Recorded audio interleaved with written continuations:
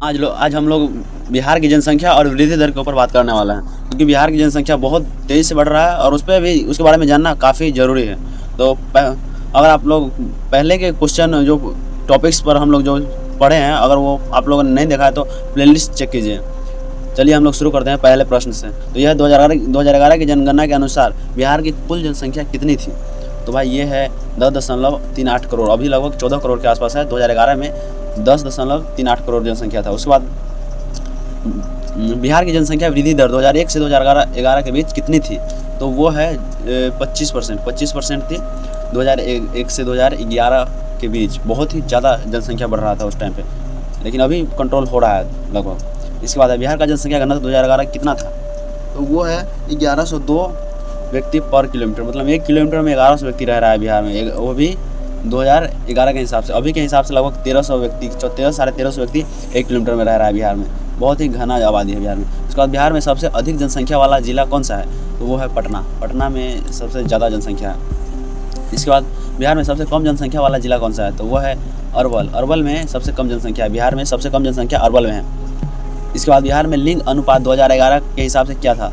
तो वो था 918 महिलाएं 1000 पुरुष पर। 1000 पुरुष पर 918 महिलाएं थी। इसके बाद बिहार में साक्षरता दर 2011 में कितनी थी? तो वो है 61%, 61.8% के करीब में था साक्षरता दर। लेकिन अभी साक्षरता दर भी बढ़ा है, लगभग 78% तक हो गया है, 80% के अप्रॉक्स। इसके बाद बिहार में पुरुष साक्षरता दर 2011 कितनी थी? तो वो है 71%। अभी साक्षरता दर पिछले 15 सालों में बहुत ही तेज़ी से बढ़ा है और जनसंख्या का स्लो डाउन घटा है। इसके बाद बिहार में महिला साक्षरता दर 2011 कितनी थी? तो वो है 53%। 53% महिलाएं शिक्षित थी 2011 के हिसाब से, लेकिन अभी के हिसाब से 65% से 70% के बीच में है। उसके बाद बिहार में नगरीय जनसंख्या कितनी थी 2011 के हिसाब से? तो नगर मतलब शहर में रहने वाला 1.17 करोड़ शहर में रहता था 2011 के हिसाब से, लेकिन अभी ये जनसंख्या काफ़ी बढ़ गया है।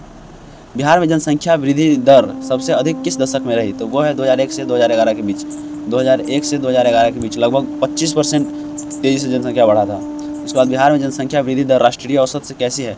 तो वो है अधिक, क्योंकि बिहार के लोग अभी भी अनपढ़ है, मतलब बहुत कम पढ़े लिखे लोग हैं और उसको अच्छा नॉलेज नहीं मिल पा रहा, अच्छा इस एजुकेशन। इस वजह से अभी बिहार का विकास पे उतना ध्यान नहीं है। इसके बाद बिहार में जनसंख्या घनत्व सबसे अधिक किस जिले में है? तो वो है पटना। पटना में सबसे अधिक जनसंख्या है।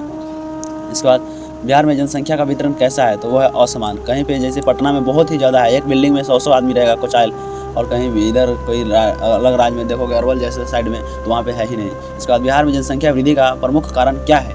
तो वो है उच्च जन्म दर, क्योंकि यहाँ पे जन्म बहुत ज़्यादा होता है और स्वास्थ्य सेवाएँ कहीं ना कहीं अच्छी हुई है, जिस वजह से इसका जनसंख्या आदमी मरता नहीं है, लेकिन पैदा होने का क्रम कम नहीं होता है। उसके बाद बिहार में शहरी जनसंख्या प्रतिशत 2011 कितना था? तो वो है 11.3%। शहर में रहता था, लेकिन अभी लगभग 25% से भी ऊपर हो गया है जनसंख्या। उसके बाद बिहार में ग्रामीण जनसंख्या प्रतिशत 2011 कितना था? ग्रामीण में 88% रहता था, लेकिन अभी इसका औसत लगभग 75% हो गया है। इसके बाद बिहार में जनसंख्या का प्रमुख आयु वर्ग कौन सा है? तो वो है 15 से 59। 15 से 59 का सबसे अधिक लोग बिहार में रह रहे हैं। उसके बाद बिहार में जनसंख्या नीति किस वर्ष लागू की गई थी? तो वो है 2007। 2007 में जनसंख्या नीति और जनगणना मत जाति के हिसाब से हुआ था। उसके बाद बिहार में जनगणना स्थिरीकरण का लक्ष्य किस वर्ष तक रखा गया है? तो वो है 2045। 2045 तक है, ये रहा 2045 तक है जनसंख्या स्थिरीकरण, मतलब 2045 तक जनसंख्या कंट्रोल हो जाएगा। उसके बाद बिहार में जनसंख्या वृद्धि को नियंत्रित करने के लिए कौन सी योजना चलाई गई? तो वह है परिवार कल्याण। परिवार कल्याण योजना बिहार सरकार के द्वारा चलाया गया कि बिहार की जनसंख्या को नियंत्रित किया जा सके। इसके बाद बिहार में जनसंख्या वृद्धि का प्रभाव किस पर पड़ता है? तो वो है उपरोक्त सभी पर, क्योंकि शिक्षा और स्वास्थ्य, बेरोजगारी बढ़ रहा है, देख रहे हैं स्वास्थ्य में कमी, क्योंकि बहुत ज़्यादा जनसंख्या रहेगा तो आप किस का देखभाल करोगे, पैसे कम रहेंगे आपके पास, रोजगार का साधन नहीं मिलेगा। इसके बाद है बिहार में जनसंख्या घनत्व का प्रभाव किस पर नहीं पड़ता है? तो वो है जलवायु पर। जलवायु पर डायरेक्टली प्रभाव नहीं पड़ता है, लेकिन इनडायरेक्टली प्रभाव पड़ता है, क्योंकि ज़्यादा जनसंख्या होने की वजह से कचरा गंदगी वो लोग ज़्यादा फैलाते हैं, तो इनडायरेक्टली फैलता ही है, लेकिन डायरेक्टली जनसंख्या से उतना नहीं प्रभाव पड़ता है।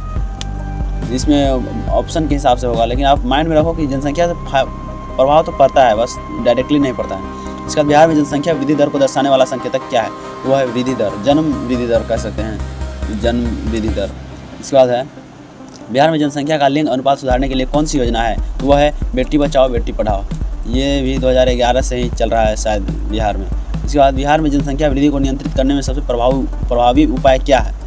तो वो है शिक्षा। शिक्षा मिलेगा तो सबको पता चलेगा कि भाई कम बच्चे ठीक हैं, कम बच्चे ही ठीक होते हैं, उनका शिक्षा स्वास्थ्य पूरी तरह से उन पर फोकस किया जा सकता है। लेकिन बिहार में शिक्षा का अभी भी अभाव है। साक्षर तो 100% होना चाहिए, लेकिन बिहार में ये भी सिर्फ 80% भी नहीं होगा सही से। इसके बाद बिहार में जनसंख्या वृद्धि का सीधा प्रभाव किस पर पड़ता है? तो वो खाद्य आपूर्ति, जल संसाधन, आवास, ये सभी पर जनसंख्या वृद्धि का प्रभाव पड़ता है। ऑफकोर्स है कि आपके पास लिमिटेड पैसा रहेगा और घर में लोग ज़्यादा रहेगा तो सबके लाइफ पर इफेक्ट पड़ेगा, इसलिए कम बच्चे ही अच्छे हैं। इसके बाद बिहार में जनसंख्या के असमान वितरण का प्रमुख कारण क्या है? तो वो भौगोलिक विविधता, सामाजिक कारण, आर्थिक कारण, ये सारे कारण हैं जनसंख्या के असमान वितरण के, क्योंकि जहाँ पे अच्छा जगह मिलता है वहाँ पे सब एक ही जगह रहता है, शहर जगह में। उसके बाद बिहार में जनसंख्या वृद्धि दर किस प्रकार की है? तो वो है बढ़ रही है, मतलब बिहार की जनसंख्या बढ़ रही है, लेकिन अब स्थिर हो रहा है।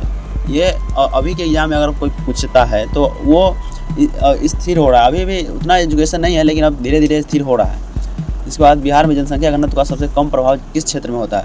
तो वो है पर्वतीय में एक तो जनसंख्या भी कम होता है और वहाँ पे प्रभाव भी जनसंख्या का कम ही पड़ता है, क्योंकि कचरा वहाँ फैला नहीं सकते हो ना।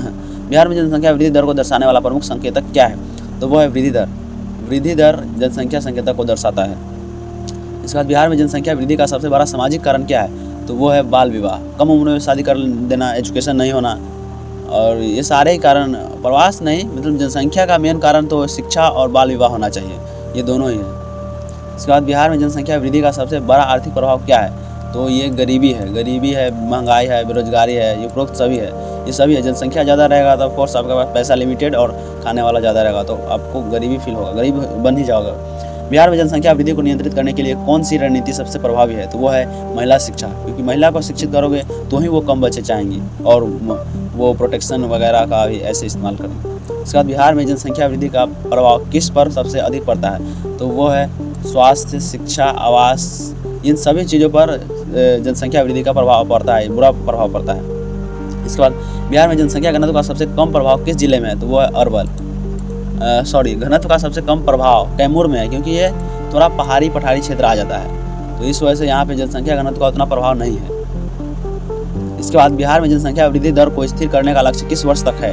तो ये 2045 तक है। 2045 तक जनसंख्या स्थिर हो जाएगा ऐसा माना जाता है, क्योंकि बिहार का जनसंख्या रसिया के बराबर है। बिहार में जनसंख्या वृद्धि दर को नियंत्रित करने के लिए कौन सी योजना लागू है? तो वो है परिवार नियोजन। समझ रहे हो, बिहार इतना छोटा देश है और दुनिया का सबसे बड़ा देश रसिया है।